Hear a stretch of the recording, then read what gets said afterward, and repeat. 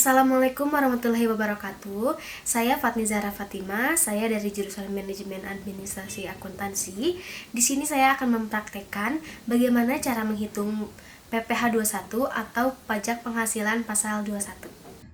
Nah, sekarang kita langsung saja masuk ke contoh kasusnya. Raisal bekerja di sebuah perusahaan otomotif di Indonesia. Raisal menerima pendapatan sebesar 12.500.000 per bulan. Dalam 1 tahun, ia membayar iuran pensiun sebesar Rp2.300.000. Biaya jabatan per tahun yang ditetapkan perusahaan Raisal bekerja sebesar Rp5 juta. Raisal juga telah menikah dan memiliki 2 orang anak. Istri Raisal tidak bekerja. Hitung pajak terhutang Raisal.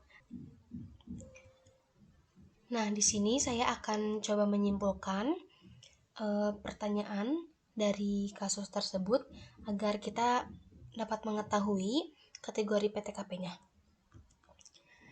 Gaji yang diterima oleh Raisal per bulannya itu Rp12.500.000. Lalu di sini juga Raisal memiliki pengeluaran, yaitu ada iuran pensiun sebesar Rp2.300.000 per tahun,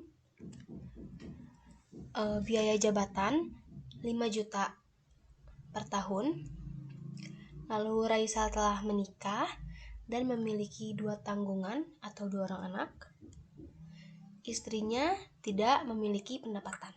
Berarti bisa disimpulkan kategori PTKP dari Raisal ini adalah K2. K artinya kawin atau telah menikah, 2 itu artinya 2 orang tanggungan. Sekarang kita langsung masuk ke penyelesaiannya. Penghasilan bruto 1 bulan Raisal itu adalah Rp12.500.000. Penghasilan bruto ini harus dikalikan 1 tahun. 1 tahun itu terdiri dari 12 bulan. Jadi, Rp12.500.000 dikali 12 menghasilkan Rp150 juta. Lalu dikurangi biaya-biaya yang harus Raisal bayar per tahunnya, yaitu biaya jabatan per tahun sebesar 5 juta, iuran pensiun per tahun sebesar Rp2.300.000.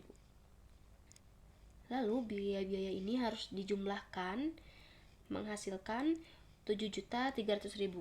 Nah, Rp7.300.000 ini yang akan mengurangi penghasilan bruto Raisal, sehingga akan didapatkan total sebesar Rp142.700.000.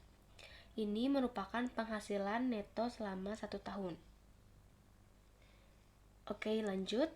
Kita tadi sudah mengetahui PTKP atau penghasilan tidak kena pajak Raisal itu adalah K2. Kita langsung saja. Wajib pajak sendiri yang harus dibayar oleh Raisal sebesar Rp54 juta. Lalu Raisal harus membayar insentif karena Raisal telah menikah sebesar Rp4.500.000.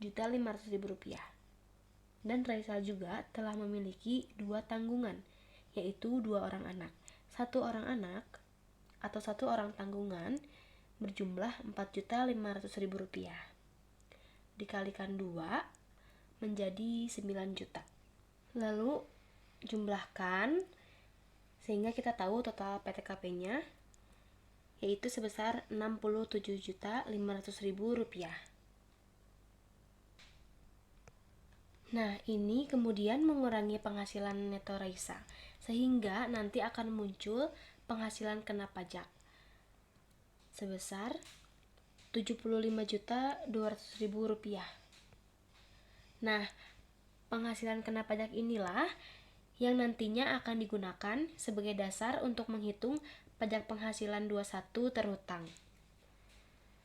Totalnya adalah Rp75.200.000. Jadi penghasilan kena pajak Raisal sebesar Rp75.200.000. Seperti yang kita ketahui, PPh 21 ini perhitungannya progresif. Artinya, semakin besar penghasilannya, maka semakin besar pula persentase pajak yang akan dikenakan. Oke, kita langsung mulai saja perhitungan PPh 21 terhutangnya. 5% dikali 50 juta, yang artinya pendapatan Raisal sebesar 75.200.000 itu masih termasuk kategori 50 juta. Sehingga ketika dikalikan dengan 5% akan menghasilkan angka sebesar Rp2.500.000. Lalu berikutnya kita kalikan dengan lapis atau tarif berikutnya, yaitu 15%. Jadi 15% dikali Rp25.200.000 menghasilkan Rp3.780.000. Mungkin kalian bertanya, itu Rp25.200.000 itu dari mana? Kok bisa muncul angka sebesar itu? Jadi begini perhitungannya. Dari angka 75.200.000 sudah diambil sebesar 50 juta untuk tarif pertama, yaitu 5% dikali 50 juta. Nah, sisanya itu berarti Rp75.200.000 dikurangi 50 juta, menghasilkan Rp25.200.000. Nah, ini masuknya ke tarif pajak yang kedua, yaitu 15% dikali Rp25.200.000 menghasilkan Rp3.780.000.